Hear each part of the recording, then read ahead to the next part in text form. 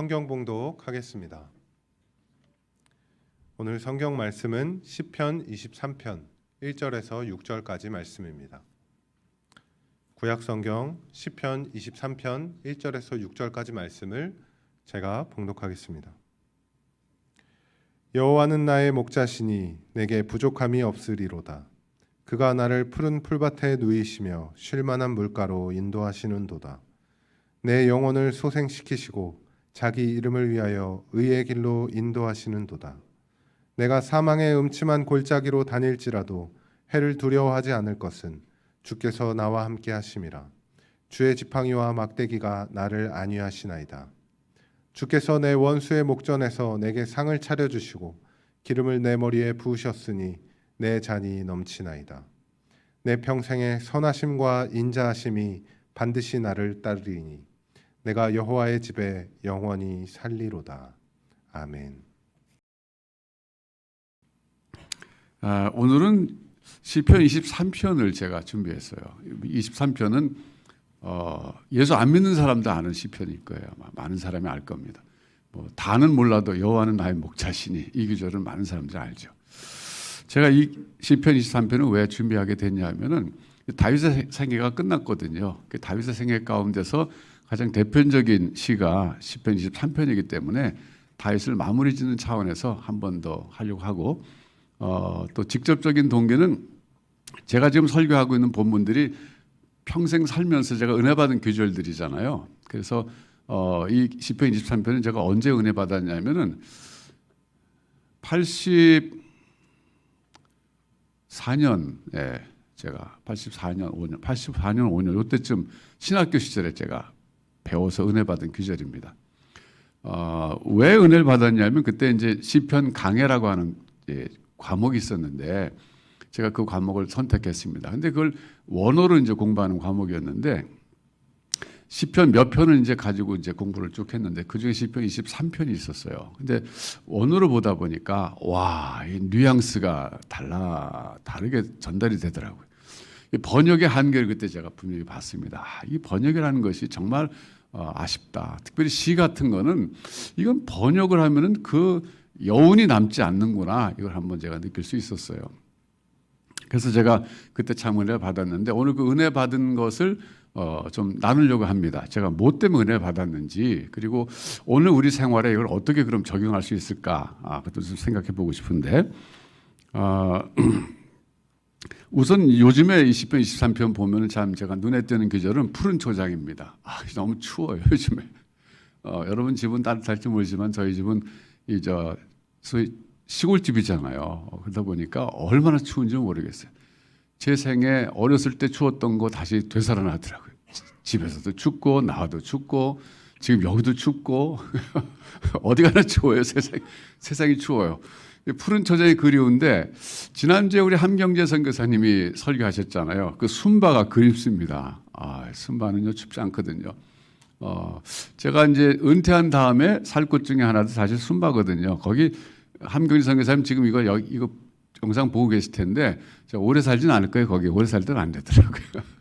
선교사님 오래 사셔야 되는데 제가 언제 한번 2월 달에 간 적이 있어요. 거기 예배당 그 봉헌 예배 때 갔었어요. 근데 2월 달에 우리가 안 가봤잖아요. 여러분들은 주로 8월 달에 다녀오셨잖아요. 다녀오신 분들이. 근데 2월 달에 가니까 뭐가 좋냐면은 우기철이에요. 그때가. 그래서 막 푸르름이 굉장히 다 뒤덮었고 그리고 특별히 좋은 게 말이죠. 두리안 열매가 있더라고요. 그 태국 두리안은 틀려요. 그런데 또 아보카도가 있는데 아보카도가 10개에 한국 돈으로 1,000원밖에 안 하더라고요. 하여튼 제가 이게 8월 달에 갈 게 아니다. 우리 순발을 2월 달에 가는 게 좋겠다 생각했는데 지금 거기 얼마나 좋을까 그런 생각이 듭니다. 그래서 여러분들 제가 제안하는 겁니다. 은퇴한 다음에 겨울에 거기 12월 달부터 2월 달까지 3개월만 살고 오면 건강에 좋을 것 같아요.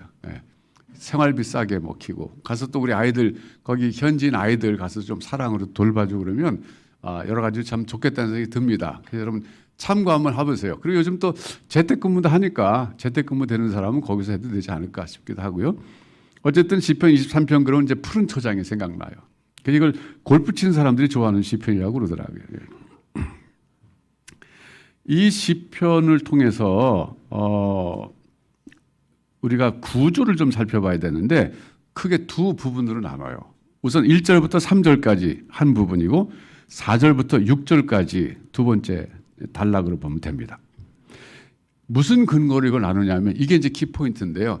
인칭의 변화 때문에 이렇게 나눠요. 인칭의 변화. 무슨 인칭이냐면 하나님에 대한 인칭의 변화 때문에 두 구분으로 나눌 수 있습니다. 무슨 말이냐면 1절부터 3절까지는 다윗이 하나님을 호칭할 때 3인칭으로 써요. 즉 여호와는 나의 목자시니 그가 나를 푸른 초장을 인도하시고 이 3인칭입니다. 그런데 4절부터 6절까지에서는요. 하나님은 2인칭을 쓰고 있어요. 이게 굉장히 차이가 나는 거예요. 그런데 아쉽게도 우리 번역엔 그게 드러나지 않거든요. 우리말 성경 여러분 23편 보시면 어떻게 돼 있어요?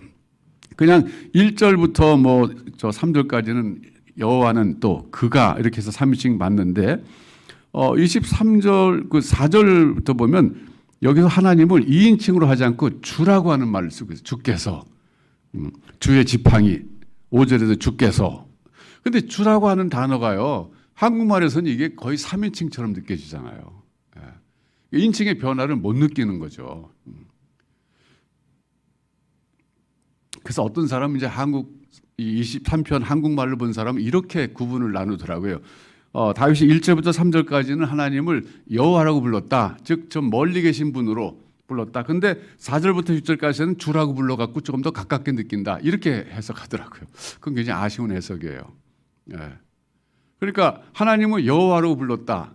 근데 3절부터 6절까지에서는 주라고 부른다. 그건 이제 신학적으로 좀 그런 그 의미가 있어요. 여호와는 조금 멀리 계신 분처럼 느껴지는 그 뉘앙스가 있고 주님 그럼 좀 가깝게 느껴지잖아요. 그래서 좀 그런 뉘앙스가 있지만은 만족할 만한 대답은 아닙니다. 이걸 우리가 어떻게 봐야 되냐면 두 단락으로 나누는 것을 1절부터 3절까지는요. 다윗의 묵상으로 봐야 됩니다. 하나님에 대한 묵상. 근데 4절부터 6절까지는 하나님과의 대화로 봐야 돼요. 그러니까 묵상에서 대화로 옮겨간 거예요.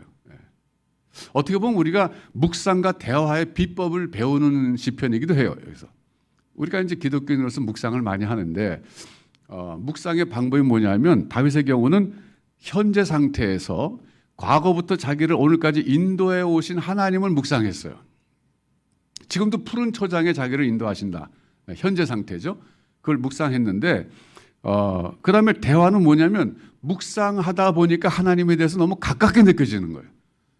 그래서 4절부터는 하나님을 3인칭으로 생각하지 않고 즉 묵상, 전혀 자기가 대화하는 상대가 아니라 생각하는 상대로 생각하지 않고 대화하는 상대를 갑자기 바꿔버리면서 당신은 그렇게 얘기하는 거예요. 이게 이제 대화에서 묵상으로 가는 하나의 비법이다 이렇게 볼 수 있어요. 여러분도 한번 나중에 개인적으로 기도 시간에 뭐 이런 방법을 써보시는 것도 좋을 것 같아요. 여기서 우리가 두 가지를 좀 배웠으면 좋겠어요. 하나는 뭐냐면 첫 번째 말씀드렸지만 묵상과 기도의 방법 이걸 좀 배우면 좋겠고 두 번째가 이제 오늘 중요한 키포인트라고 할 수 있는데 하나님이 오늘 나와 함께 계시다고 하는 확신 이걸 좀 배웠으면 좋겠어요. 이게 오늘 우리가 설교에서 얻어갈 수 있는 영적인 축복이라고 할 수 있어요. 그럼 하나님이 나와 함께 계시다는 확신이 어디 있냐면요. 4절에 보면 주께서 나와 함께 하심이라고 있잖아요. 주께서 나와 함께 하심이라. 이거를 영어 성경하고 좀 같이 제가 비교해 보기를 부탁드렸는데 화면 좀 띄워 주시죠.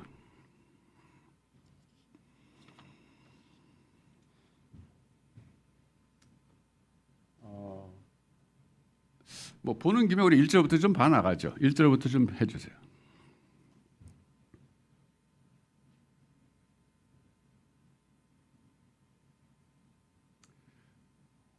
제가 이쪽으로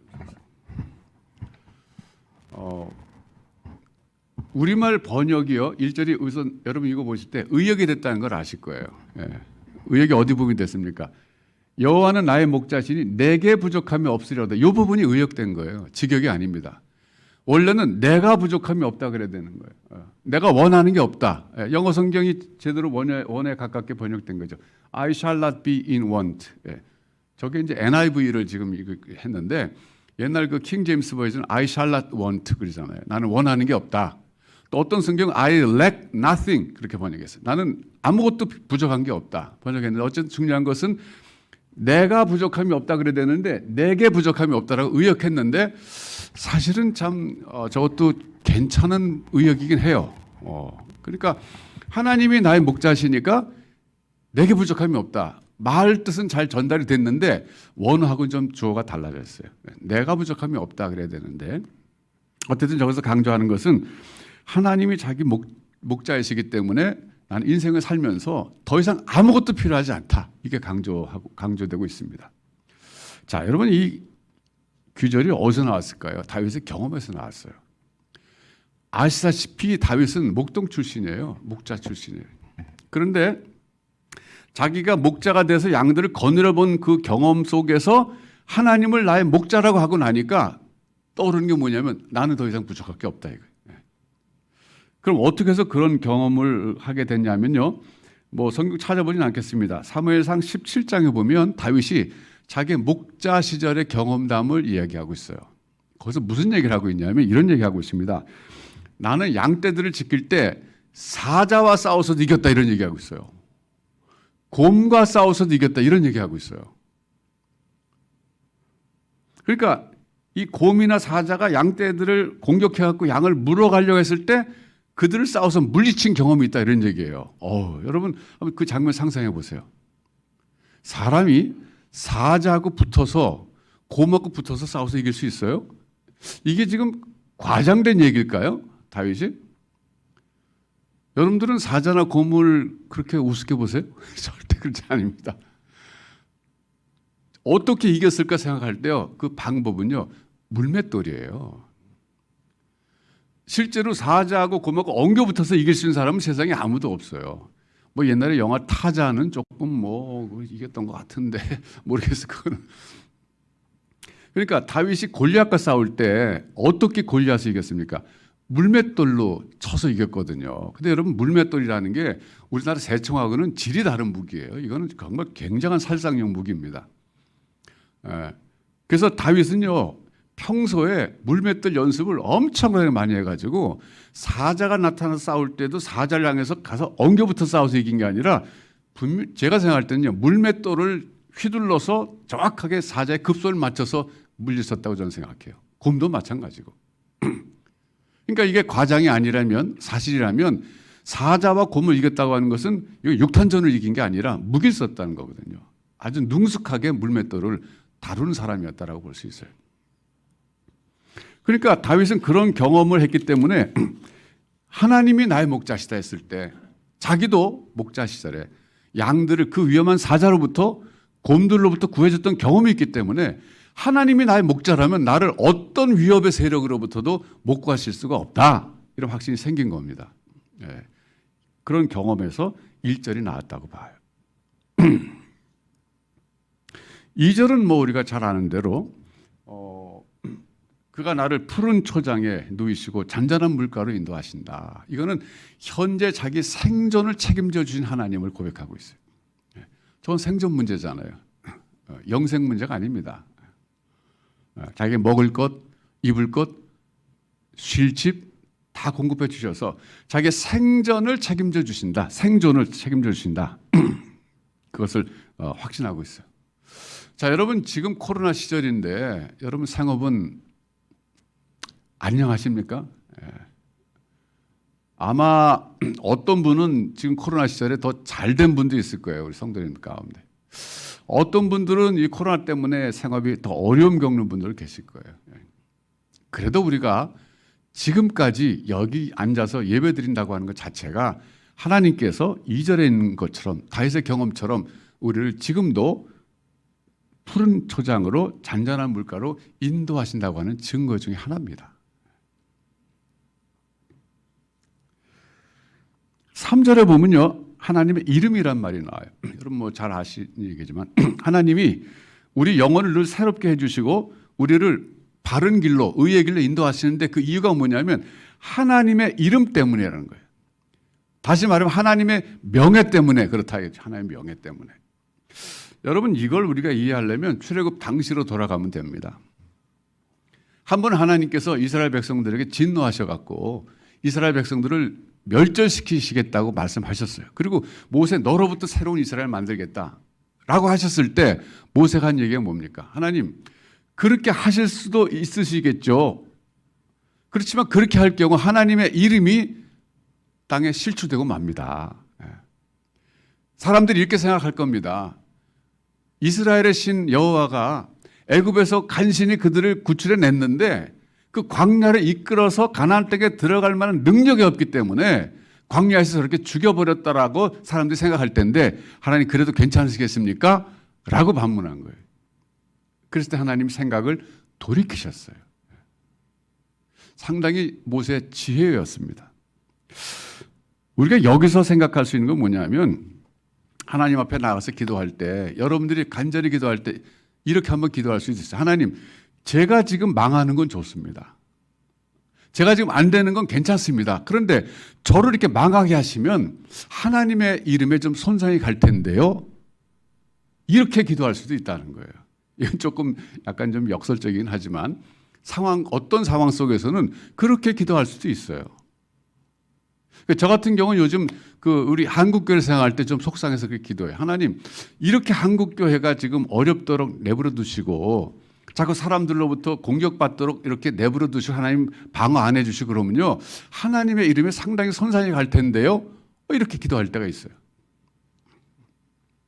여러분들도 여러분 자신의 문제를 갖고 기도할 때 뭔가 지금 잘 안 되고 있을 때 가만히 생각해 보세요. 하나님 전 망해도 괜찮습니다. 제가 안 돼도 괜찮습니다. 그런데 저를 이렇게 망하게 하시면 제 주변에 안 믿는 사람들이 저를 보고 있는데요. 야, 네가 믿는 하나님은 좀 무능력한 것 같다. 이렇게 말씀을 들으실 텐데 하나님 괜찮으시겠어요? 이렇게 한번 기도해 볼 수 있다는 거예요. 여러분 어떠세요? 네. 이상해요? 네. 저는 괜찮을 것 같아요. 블레셋과 싸웠을 때 이스라엘이 법궤를 빼앗겼어요. 정말 치욕적인 실패죠. 전쟁의 참패죠. 아니 하나님의 법궤가 지금 블레셋에 빼앗겼어요. 그때 블레셋 사람들이 자기네 산당에 갔다가 났을 때 하나님이 어떻게 하셨습니까? 하나님의 명예를 스스로 되찾으셨잖아요. 왜?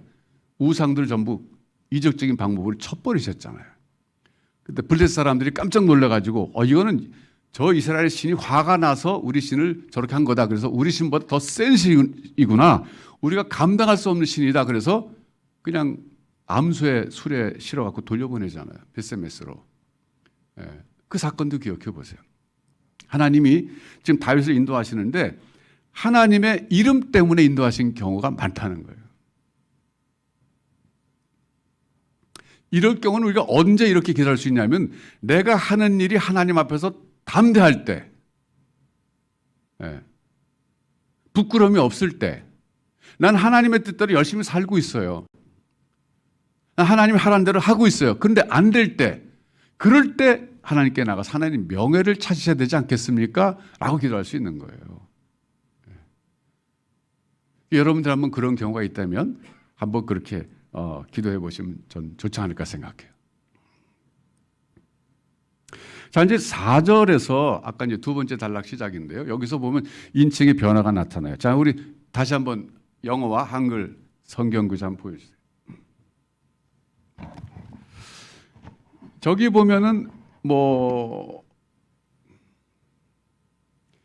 내가 사망의 음침한 골짜기를 다닐지라도 나는 해를 두려워하지 않습니다. 왜냐하면 그 다음에 for you are with me 저거예요. 저게 묵상에서 대화로 바뀐 거예요. 지금까지 하나님이 자기를 푸른 초작으로 인도하셨다.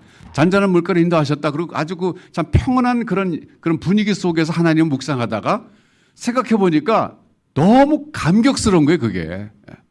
자기 일생을 뒤돌아볼 때 하나님 자기를 지금까지 인도하셨다는 것이 너무 감격스러워서 하나님께서 3인칭으로 말할 수가 없는 거예요, 이제. 그냥 묵상의 대상이 아니에요. 대화의 대상으로 갑자기 하나님을 바꿔버리면서 뭐라고 말을 하면 제가 이렇게까지 평화롭게 살 수 있었던 것은 제가 때로는 사망의 음침한 골짜기를 지났지만 내가 살아남을 수 있었던 것은 당신이 나와 함께 있었기 때문입니다. 그거예요. 굉장한 어떤 문학적 기법이기도 해요. 저게 강조가 확 되잖아요. 그렇지 않아요, 여러분? 그 제가 저거 시편을 원어로 배울 때 감동받았던 게 바로 이 기법이었어요. 문학적 기법이지만 어떤 다윗의 그 심정이 확 느껴지더라고요. 그 순간에 야 정말 다윗이 견딜 수 없는 그 감동 때문에 하나님을 묵상의 대상에서 대화의 상대로 바꿔버렸구나. 대단하다 그런 생각이 들었어요. 그래서 이제 저 귀절을 놓고 볼 때 You are with me. 근데 우리말 성경은 주께서 나와 함께 하심이라. 그러니까 저게 애매해요. 저게 2인칭 같기도 하고 3인칭 같기도 하고 우리가 왜 주님 기도할 때 주님 그럴 때 2인칭이잖아요. 그렇죠?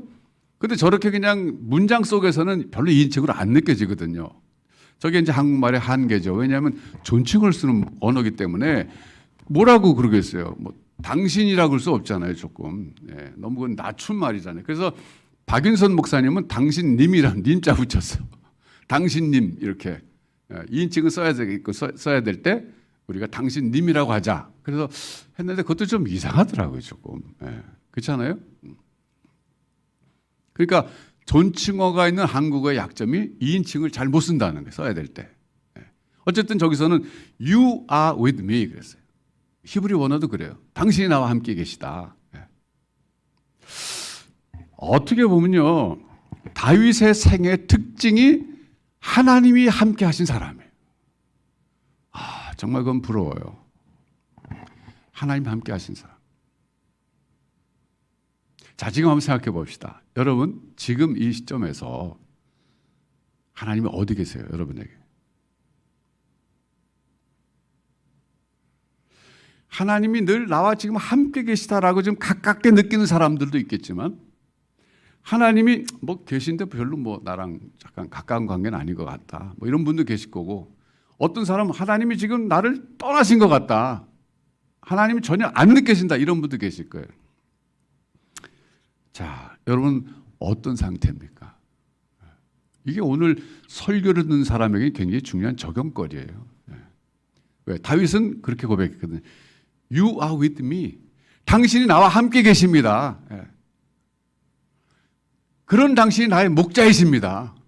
내가 부족함이 없습니다. 지금 이렇게 고백하고 있거든요.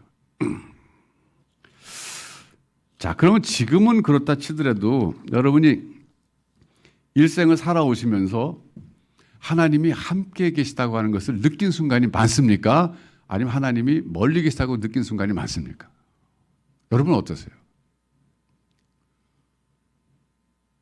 저도 좀 생각해 봤어요. 나는 어떤가? 솔직히 말씀드려도 되죠? 저는 하나님이 함께 계신 순간이 더 많았어요. 비중이 훨씬 높았어요. 그러니까 제가 잘나서가 아니라 제가 잘못할 때도 하나님이 함께 계신다는 확신 그늘이 있었어요. 그게 어떻게 보면 개인의 어떤 체험의 영역이긴 해요. 각각 여러분 각각 하나님을 체험한 그 어떤 그 영역이 있거든요. 근데 그게 사람마다 다 다른 거예요. 다 달라요. 근데 문제는요. 하나님이 함께 계신 걸 느끼는 순간에는 문제가 없어요. 대부분의 우리의 문제는 뭐냐면 하나님이 나와 함께 계시지 않는다고 느낀 순간이 문제인 거예요. 그러니까 You are with me가 아니라 당신 나와 함께 계시지 않습니다. 지금.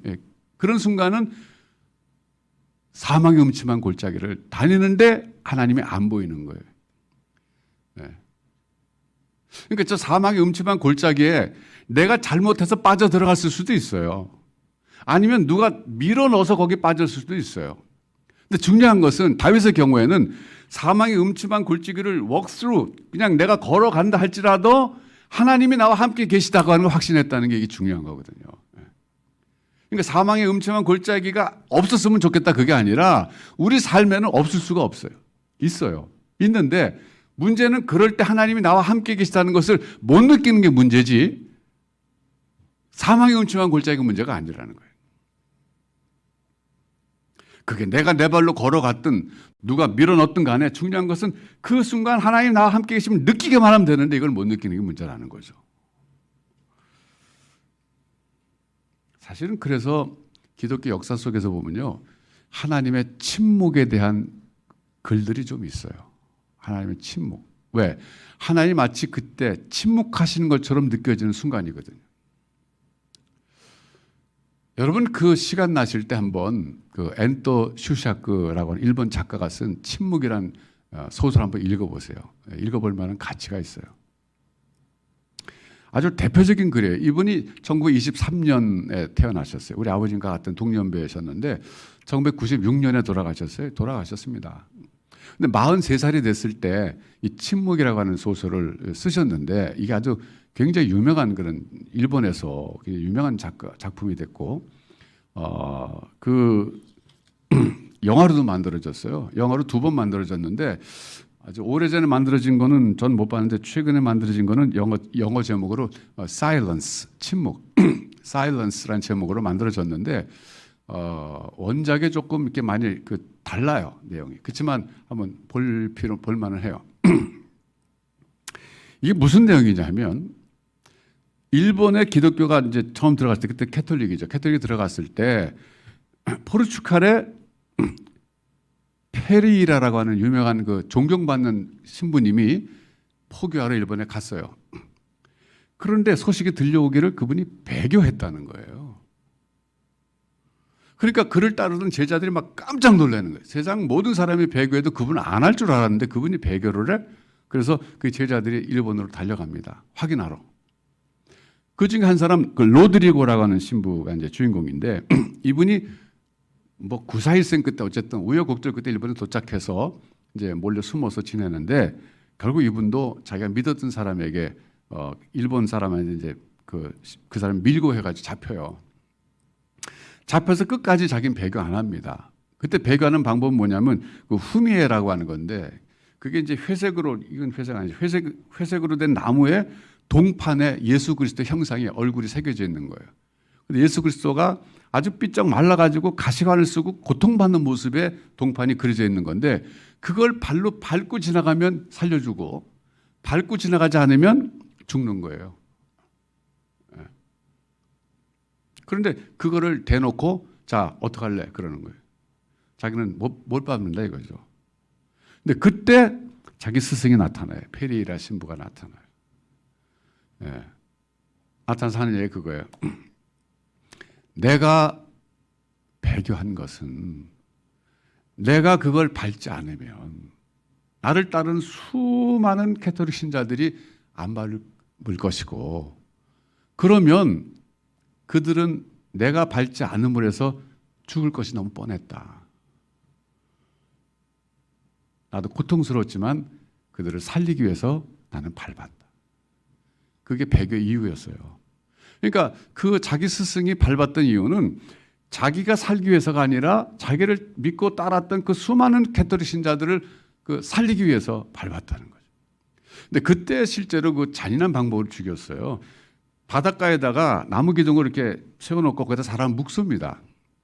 그러면 이제 물이 빠져나갔을 때는 살아 있어요. 근데 물이 들어오면 그게 천천히 들어오잖아요. 결국은 사람 머리를 덮어버리는 거예요, 그게.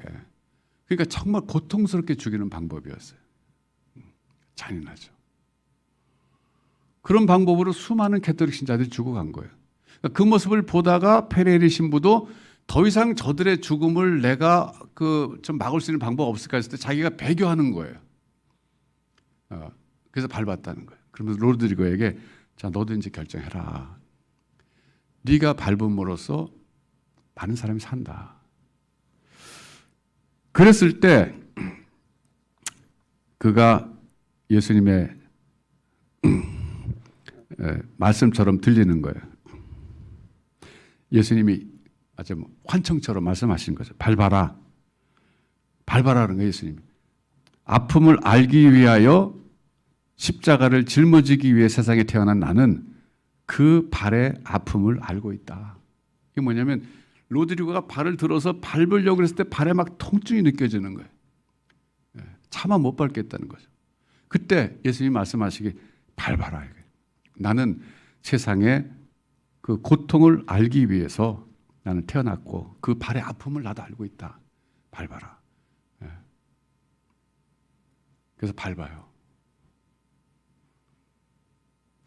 이제 이 작가가 이 앤토 슐사크라는 작가가 원래 어머니가 이제 캐톨릭 신자였기 때문에 어려서 영세받았다 그래요. 그런데 평생을 이제 자기는 캐톨릭이라는 옷이 맞지 않아가지고 고민을 많이 했던 사람이라고 그러긴 해요. 그러면서 자기 나름대로 그 일본의 기독교 역사 속에서 순교당한 사람들의 그 아픔을 좀 이제 나름대로 생각하는 가운데 이 소설을 쓰게 됐는데 훗날 그 침묵이라는 제목을 좀 후회했답니다. 왜 후회했냐면 사실은 그게 침묵이 아니었다는 거예요. 하나님은 그 침묵 속에서 침묵이라는 방식을 통해서 말씀하고 계셨다는 거죠. 아주 제가 좀 옛날에 읽었기 때문에 이번에 찾다가 제가 그 문장을 못 찾았는데 책을 못 찾아서 이런 게 있어요. 로드리고 신부가 물어봐요. 주님 앞에 이제 이게 뭐 환상 가운데 물어보는데 주님 그때 애꾸눈의 사나이가 있어요. 애꾸눈의 사나이가 바닷속에서 기둥에 묶여서 죽어갈 때 주님은 뭐 하셨고 어디 계셨어요? 이거예요. 그래서 이거 신정론의 문제예요. 의로우신 하나님이 세상을 다스리신다면 왜 악한 사람이 득세하느냐 이거죠. 왜 그들을 핍박하는 하나님의 백성 핍박하는 일본 정부가 망해야지, 군부가 망해야지 왜 그 사람들이 죽어가냐 이거죠. 이게 신정론 문제거든요. 그럴 때 그렇게 물어보는 거죠. 주님은 그 애꾸눈의 사나이가 그 기둥에 묶여서 바닷물 속에서 빠져 죽어갈 때 뭐 하고 계셨어요? 어디 계셨어요? 물어봤어요. 그때 그 대답이 작가의 깨달음이기도 하죠. 이렇게 대답했어요. 제 기억이 좀 희미하지만 그때 나도 함께 고통당했고 함께 울고 있었다. 그거예요. 그러니까 때로는 하나님이 침묵하신다는 거죠. 저는 이제 이게 이제 그 일본 사람들의 그 대표적인 일본 그 작가의 한 사람의 그 입장이긴 하지만 저는 이 기절을 통해서 성경 구절 하나를 좀 생각해 봤습니다. 뭐냐면 로마서 8장 26절이에요. 로마서 8장 26절. 이게 성경 한번 좀 찾아주세요. 화면에 한번 띄워주세요. 로마서 8장 26절. 제가 미리 부탁을 못 드려서 미안합니다.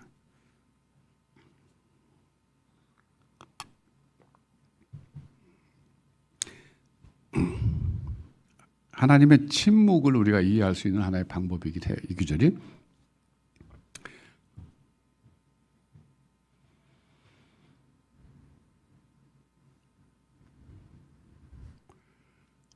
나왔습니까?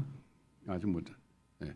화면이 좀 이따 나올 텐데 이와 같이 성령도 우리의 연약함을 도우시나니 우리는 마땅히 기도할 바를 알지 못하나 오직 성령이 말할 수 없는 탄식으로 우리를 위하여 친히 간구하시느니라.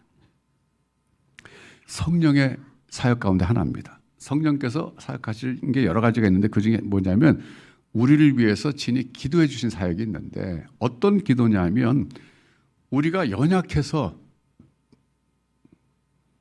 마땅히 기도할 바를 알지 못할 때가 있다는 거예요. 이때가 언제냐면 두 가지입니다. 하나님이 안 보일 때예요. 하나님이 떠나신 것 같아요. 또 하나는 무슨 일이 일어나는지 내가 상황 파악이 안 돼서 어떻게 기도해야 될지 몰라요. 그럴 때 성령께서 하신 게 뭐냐면 말할 수 없는 탄식으로 우리를 위하여 친히 간구하신다는 거예요. 이게 기독교 신비입니다. 그러니까 우리 하나님의 사람들이 이 약한 세상에서 살아갈 때 그래도 완전히 넘어지지 않고 어떤 고난 속에서도 일어설 수 있는 근거가 이 성령님의 기도예요.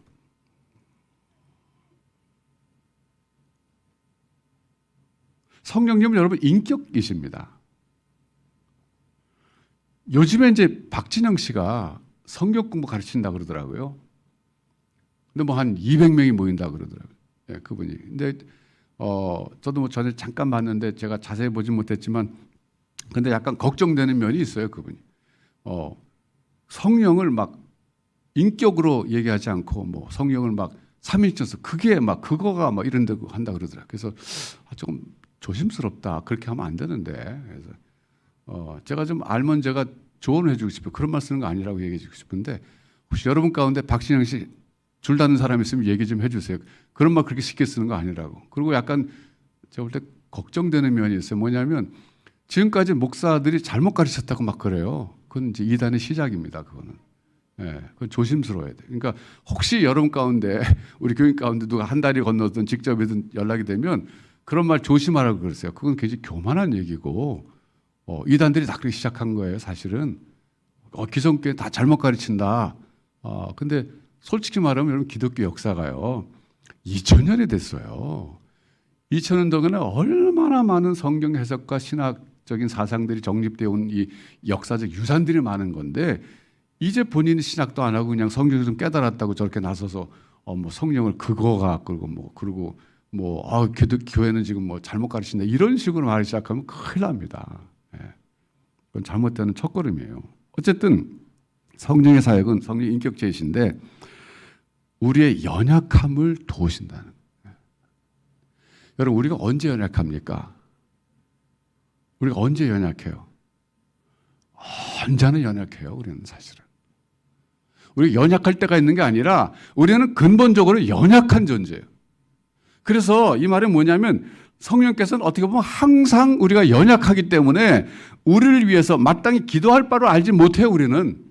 하나님이 침묵하시는 것 같고 하나님 멀리 계신 것 같고 하나님이 지금 어떻게 나를 버리신 것 같고 지금 나는 어떻게 상황 파악이 안 돼서 기도할 줄 모르는데 그런데 그때 우리가 소망 가질 수 있는 것은 그 성령께서 말할 수 없는 탄식으로 왜 탄식해요? 우리가 연약하기 때문에. 연약한 우리를 볼 때 참 걱정스럽기도 하고 측은하기도 하고 불쌍하기도 하고 그래서 그 탄식, 말할 수 없는 탄식으로 우리를 위해 친히 그분께서 기도해 주신다는 거예요. 그러면 그분은 하나님의 뜻대로 기도하기 때문에 반드시 응답된다 그런 얘기예요. 그게 우리가 넘어지지 않는 근거예요, 여러분. 우리가 슬럼프에 빠지고 영적으로 참 어려움 속에 빠져도 다시 일어날 수 있는 것은 내 힘으로 일어나는 것이 아니라 성령께서 친히 기도해 주시기 때문에 그렇다는 겁니다.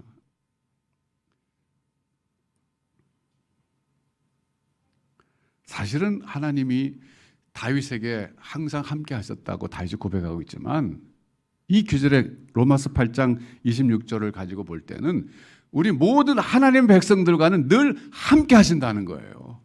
그걸 내가 못 느껴서 그런 거지 우리가 못 느낄 뿐이지 하나님 함께 하신다는 거예요. 왜 그 뭐 어린아이들에게 하는 얘기지만 하나님이 함께 하신다는 얘기 이런 식으로 표현할 때가 있잖아요. 하나님이 나와 늘 동행하셨어요. 그래서 모래사장 보니까 두 사람 발자국이에요.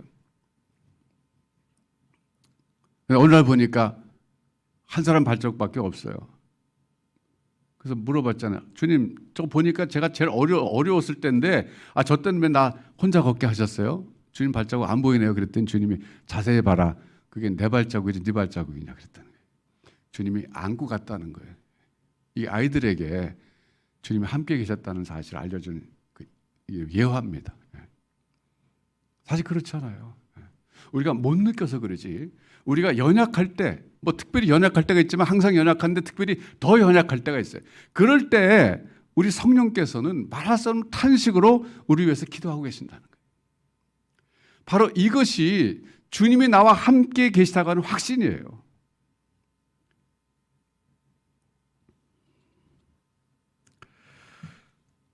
그래서 오늘 우리가 20편, 23편을 통해서 배울 것은 어떤 상황 속에서도 주님은 나와 함께 계신다 그거예요. 성령께서 말할 수 없는 탄식으로 지금도 나를 위해서 간구하고 계신다. 그래서 난 결코 해를 두려워하지 않는다. 사망의 음침한 골짜기를 지나가도 나는 주님이 함께 계시기 때문에 나는 넘어지지 않는다. 이 확신입니다. 여러분, 오늘 여러분의 상황이 어떤 상황인지 모르겠어요. 주님이 나와 함께 계심을 내가 너무나 뼈저리게 느끼면 여러분 감사하세요. 그런데 지금 하나님이 내가 내 인생을 둘러싸고 있는 모든 거 보니까 안 계신 것 같고 나를 버리신 것 같고 나 혼자인 것 같고 그랬을 때 그걸 여러분 하나님의 침묵이라고 생각하지 마세요. 하나님은 지금도 여러분과 함께 아파하시는 거예요. 아파하시는 거예요. 주님도 힘이 없어서 돌아가신 게 아니에요. 때로는 주님도 고난을 당하셔서 하나님의 뜻을 이루시기 위해서 고난을 받아들이신 거예요.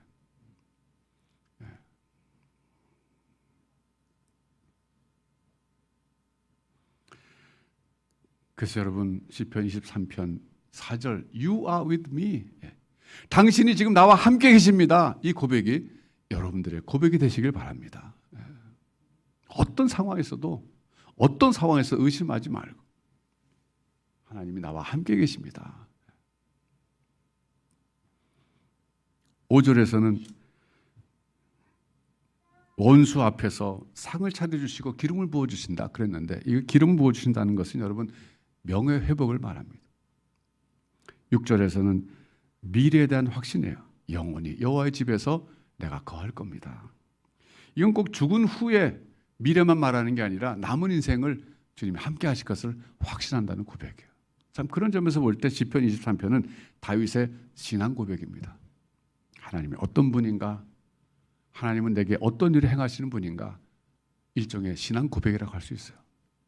자, 여러분도 여러분의 시편 23편 한번 써보시기 바랍니다. 마음을 가라앉히고 다윗처럼 지나온 날들을 한번 회상해 보시면서 하나님이 함께 하신 것을 여러분 회상해 보시면서 묵상하시다가 2인칭으로 바꿔서 주님과 대화도 해보고 기도도 해보시고 그리고 그걸 글로 한번 적어보세요. 여러분 누구에게나 이 시편 23편은 있습니다. 여러분에게도 있어요.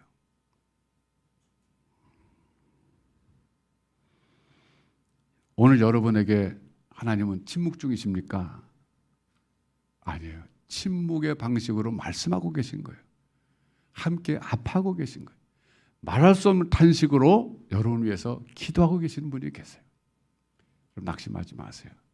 끝까지 하나님 신뢰하시고 하나님 바라보시고 침묵은 여러분이 하시는 것이지 하나님 하시는 게 아닙니다. 그런 점에서 하나님이 나와 함께 계십니다. 지금 하나님 나와 함께 계십니다. 고백하면서 그 자리에서 하나님을 찬양하고 일어서는 여러분들 되시기를 주님의 이름으로 축원합니다. 기도하겠습니다.